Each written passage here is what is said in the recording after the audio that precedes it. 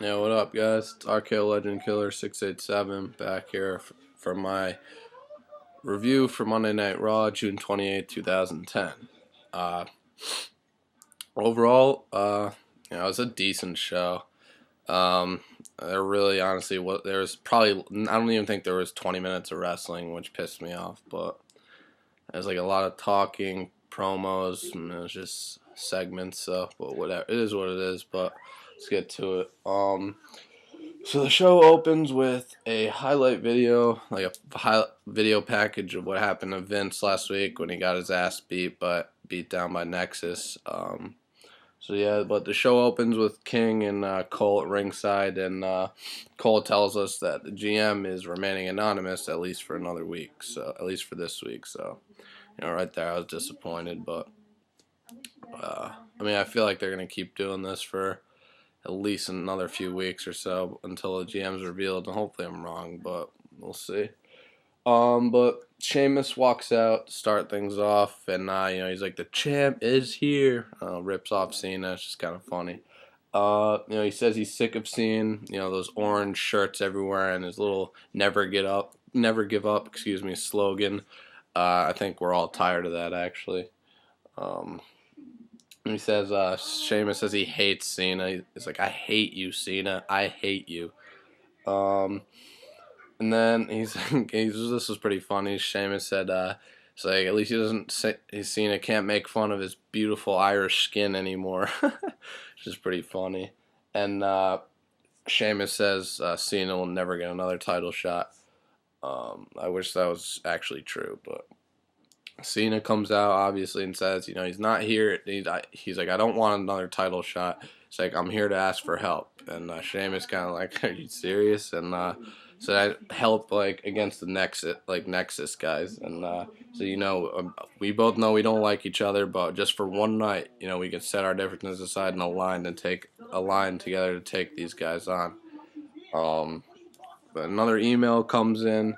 There's so much heat on for Cole. It's great. I miss JR. I wish he'd come back, but it doesn't look like that's gonna happen anytime soon. So we're stuck with Coleslaw, as Taz used to call him.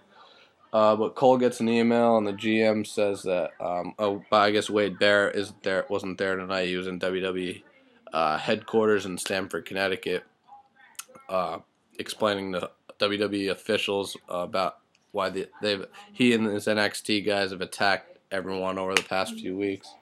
But besides that, the GM, I guess it's said that if any guy from Nexus starts shit with any WWE superstar, then that they would be terminated on the spot. And then they said if any WWE superstar starts shit with Nexus or any of the NXT guys or whatever, they would be suspended on the spot. So it was like vice versa. Another email comes in and says Sheamus versus Mark Henry for later tonight.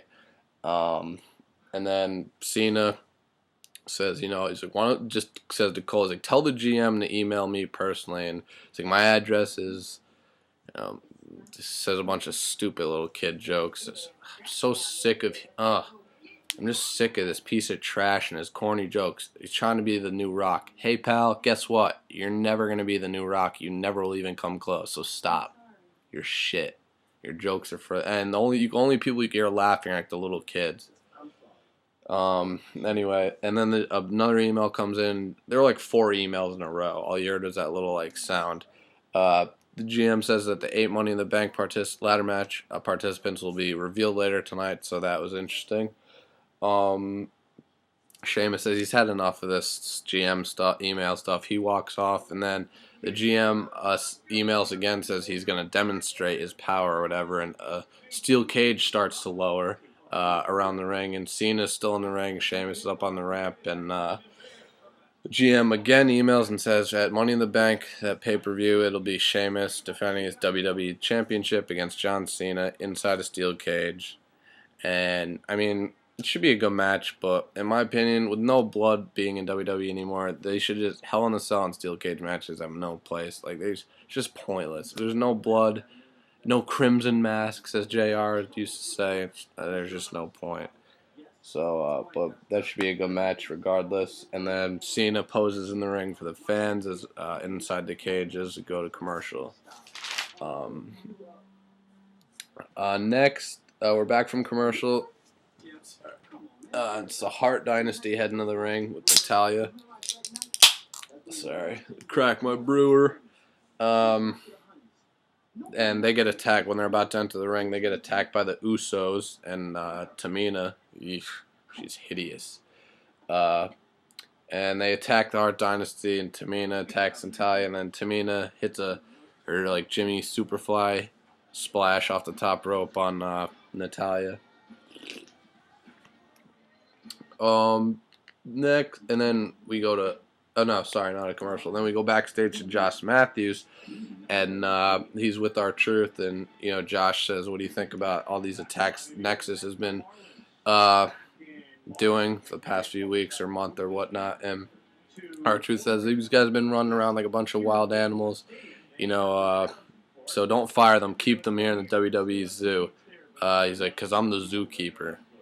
So then another commercial after that segment, and then we come back for a commercial. They show Slam of the Week. They show Santino and Kozlov's dance-off from the Viewer's Choice Raw like 3-4 weeks ago. And so we have our first match tonight. It's Kozlov and Santino. The match doesn't go for more than 3 or 4 minutes. It was a squash match. Kozlov wins with his like choke slam bomb finisher. And after the match, Regal comes out and like smiles at Kozlov, and then just goes in the ring and beats the hell out of Santino. I don't know why. And then Kozlov comes back and hits a big boot to the face on Regal, and then carries Santino off. It was like dead weight, which is great. Santino's his character's brilliant. So yeah, that. And then backstage, it's Josh Matthews again. This time he's with Rajan Singh and Great Khali, and Josh asks him, what do you think about this NXT attack? Just like he asked R-Truth, and Singh translate for Khali, and then Singh says Khali's a big stupid giant, and he's like, if NXT actually ran up on Khali right now, he'd probably run away like a little bitch. Well, he didn't actually say bitch, but he used another term for it, like an Indian or something. But it's actually just surprising seeing him like heel for a sec there. And he said he's sick of like being Khali's like manager, like and whatever. And he walked off, and Khali, standing there like blah, blah, blah. So yeah, and then another commercial, and then back from commercial, you got Cole plugging NXT, like voting tomorrow night. And then they show outside of Philly in the Liberty Bell. And they show Justin Roberts in the ring introducing Rob Zombie, and Zombie comes out to a nice ovation.